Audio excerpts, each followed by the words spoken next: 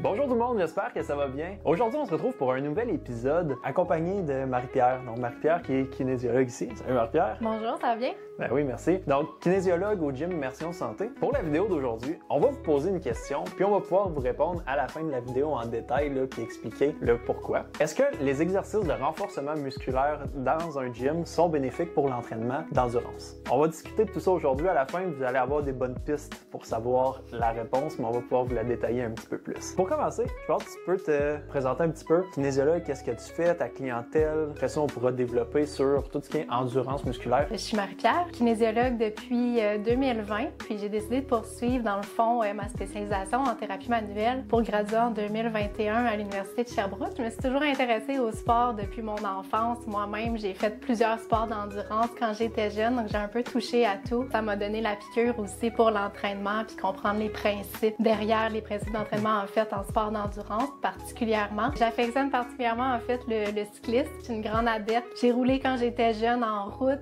puis tranquillement après ça, je me suis dirigée vers le coaching, plus en vélo de montagne. Donc là, maintenant, je suis une fervente pratiquante du vélo, que ce soit peu importe la sorte. Tu pratiques encore, mais pas un stade c'est ça, c'est vraiment pour le fun. Pour le plaisir. C'est ça. Ton background en vélo, avant, c'est quoi exactement? Quand j'étais jeune, adolescente, en fait, je m'étais donné comme objectif de faire les Jeux du Québec en cycliste sur route.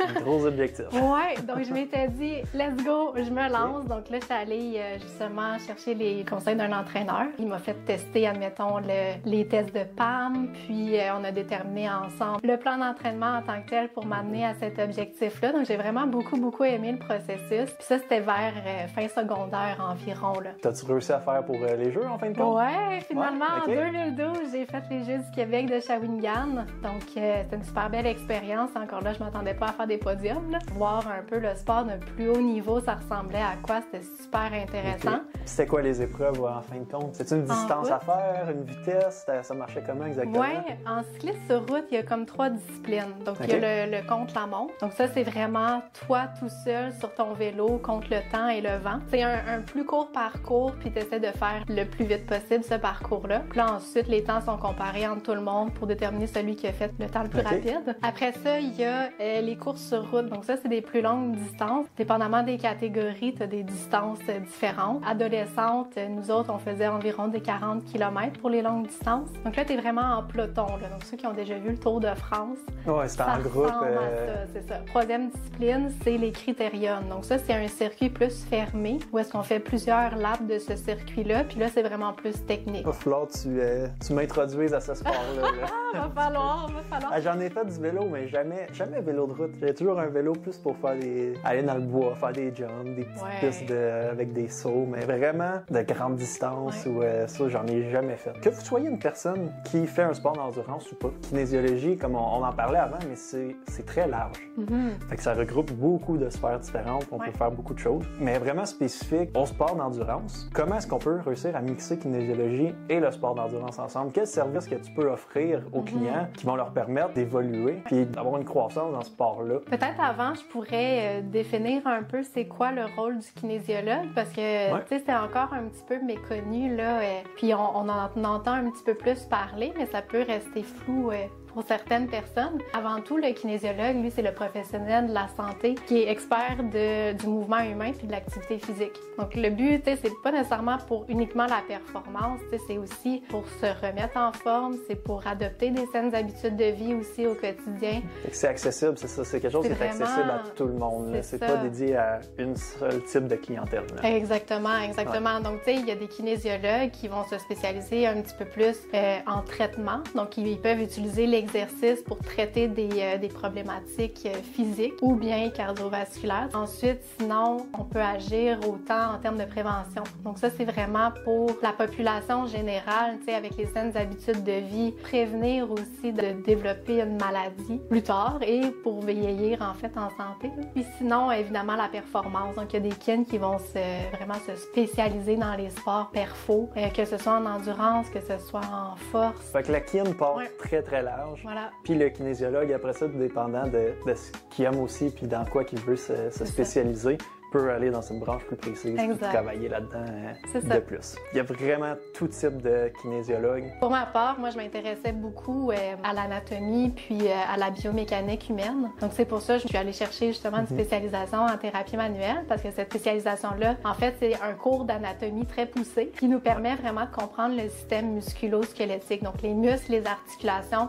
puis les problématiques qu'on peut développer, par exemple, avec un déséquilibre musculaire ou bien une surutilisation d'une structure. Donc, moi, c'était ce volet-là que je voulais beaucoup intégrer à ma pratique. Mettons, un client vient te voir et te dit mon objectif, là, c'est de courir un marathon dans 1 an.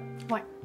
Qu'est-ce que tu vas faire, toi, dans ta rencontre? Avec quoi tu vas commencer? As-tu une évaluation? Commence avec des exercices pour donner un petit peu au monde là, qui sache c'est quoi. Moi, je sais c'est quoi, mais le monde ne le sait pas en général. Oui, tout à fait. Fait que c'est quoi les étapes que tu vas avoir avec eux pour arriver jusqu'à leur objectif final à la fin? La première rencontre, c'est toujours une rencontre d'évaluation. Donc, on se prend 1 heure habituellement. On peut se prendre 1h30, puis il y a plusieurs problématiques à adresser. Et puis là, on commence avec un questionnaire santé pour faire un peu un historique là, physique de la personne puis des saines habitudes de vie. Donc, on va par exemple demander, souvent on parle de douleur ou d'inconfort. On va commencer par faire l'historique des blessures passées. Ensuite, on va vraiment faire des bilans postural, des bilans aussi de mouvement. Donc, on va venir analyser le mouvement du corps, visuellement, pour voir comment que la musculature contracte. Puis ça nous permet de voir s'il y a un déséquilibre quelconque dans l'enchaînement musculaire. C'est ça. Parce que chaque personne est différente. Fait que sans cette évaluation-là, ça permet pas... C'est pas tout le monde qui va avoir le même programme, c'est pas tout le monde qui va avoir les mêmes exercices. Un squelette va être différent d'une personne. Notre squelette, admettons, mon squelette va être complètement différent que ton squelette à toi. Puis là, on n'est pas tous pareils comme notre non. ici. Ça, c'est la référence, mais on ressemble pas nécessairement à ça, non, tu sais. c'est ça. Puis après ça, ça se fait souvent en 2 volets. Donc moi, ce que je fais, c'est que j'aime bien commencer. Bon, je fais mon évaluation. Je commence en thérapie manuelle parce que le fait de toucher aussi la musculature, ça nous permet de nous enligner à savoir si la musculature a besoin d'être relâchée ou pas. C'est vrai. C'est pas juste au visuel qu'on est capable d'être distingué. Donc la posture, oui, va nous donner des traces, des pistes de solutions. Mais venir le toucher manuellement, ça peut nous donner l'indice. Est-ce que le muscle a besoin d'être relâché? Est-ce qu'il a besoin d'être renforcé? Ah ouais. Donc, le but en thérapie manuelle, c'est de relâcher tout ça. Puis après ça, un petit peu plus tard dans la prise en charge, on intègre des exercices. Donc, souvent, on commence par des exercices plus posturales que j'appelle. Donc, c'est par exemple des exercices pour venir stabiliser l'articulation ou bien targeter vraiment un muscle qui a de la misère à activer, pour qu'après ça, l'intégration du mouvement au complet se fasse plus facilement. C'est ça, qu'il y ait un meilleur équilibre du corps en général. Donc, on y va vraiment comme étape par étape.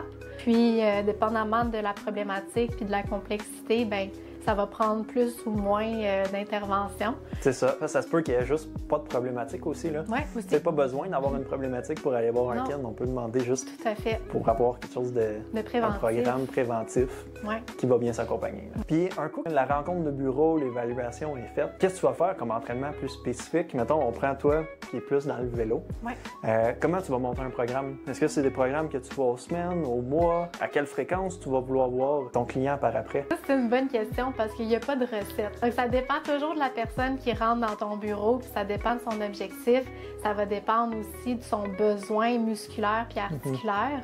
Si quelqu'un me dit, admettons, je veux prévenir une blessure pour faire de la course à pied ou du vélo. Par exemple, qui me dit, j'ai un événement qui s'en vient cet été, donc dans 6 mois, exemple. Il y a comme différentes options. Ça dépend c'est quoi que le client veut faire. Est-ce qu'il veut simplement qu'on adresse en thérapie manuelle le relâchement musculaire? Est-ce qu'en plus, combiné à ça, il veut un accompagnement aussi pour son entraînement? Et si la personne, admettons, elle me dit « OK, suis-moi en thérapie manuelle, suis-moi en entraînement de A à Z pour m'emmener à mon événement puis atteindre, admettons, un objectif spécifique, admettons, faire l'événement en bas d'un certain temps. » Et là, il va avoir une préparation physique qui va être préparée aussi et démontrée. Puis un suivi va se faire au courant des mois là, de préparation. Si je donne un petit exemple, j'ai une cliente qui veut s'entraîner pour faire une longue distance en cycliste cet été, OK. Puis elle, ce qu'on va faire, par exemple, c'est qu'elle va rentrer dans le bureau, on va adresser les déséquilibres musculaires.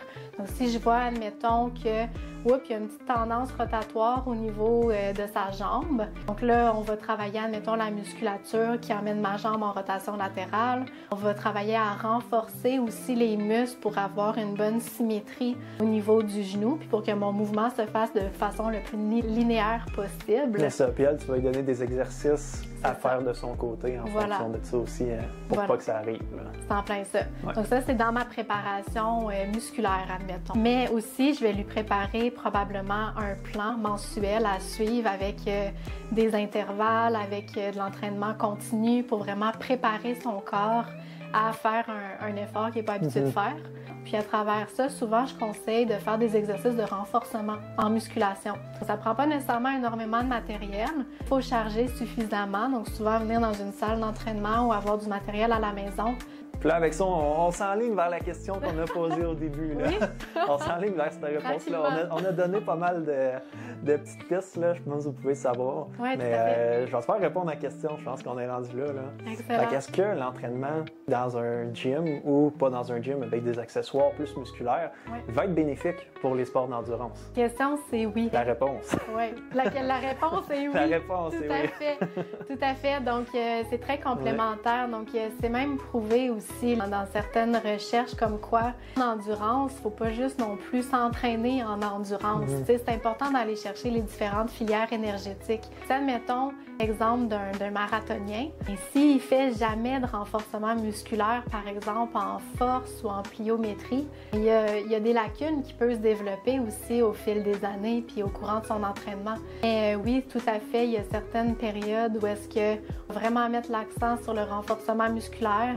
Après ça, plus l'année avance et plus on fait notre sport en tant que tel, on va adapter aussi le renforcement pour qu'il soit plus préventif puis complémentaire à nos entraînements d'endurance. C'est ça. Fait que la périodisation au niveau de l'année est super intéressante là-dedans. Tout à fait. Puis ce que je vois beaucoup, moi, de mes clients, soit qui font de la course, du vélo ou de l'endurance, c'est qu'ils me disent « OK, j'ai un sport d'endurance à faire, je veux un programme d'endurance. » Ouais. Sauf que là, niveau articulaire, quand ils arrivent dans l'entraînement, si c'est de la course, bien, après ça, ils se plaignent « Ah, j'ai mal aux genoux, j'ai mal aux chevilles, j'ai des blessures comme ça. » Fait que c'est pas juste l'endurance qui va améliorer l'endurance. Je pense que ça prend, c'est ça, la force pour rendre les articulations plus solides, rendre les os plus solides, rendre vraiment le corps prêt à avoir une plus grosse charge. C'est ça.